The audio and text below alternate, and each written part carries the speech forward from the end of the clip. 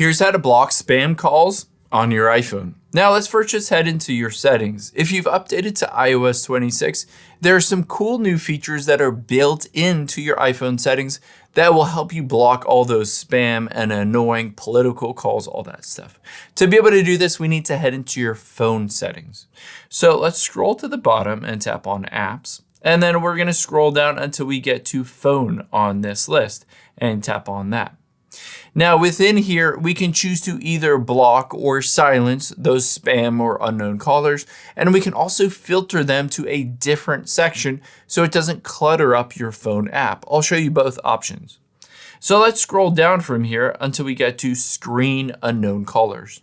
Essentially, all those spam calls will not be in your phone's contacts list.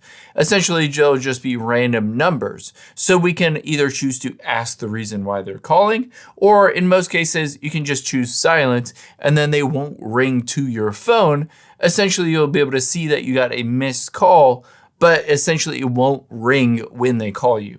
However, another cool thing is under call filtering, we can turn on spam. It says calls identified as spam or fraud by AT&T will be silenced, sent to voicemail, and moved to the spam list.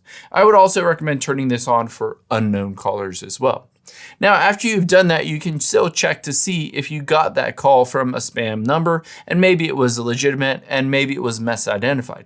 To be able to find that, let's open up the phone app, and then tap on the filter icon at the top right, and then just go to spam. You'll be able to see all of those spam calls directly in here, or if it's not in here, you can go to unknown callers instead. In here, you can see political call, spam risk, political call, spam risk, etc. Calls essentially that I don't necessarily want to pick up on my iPhone.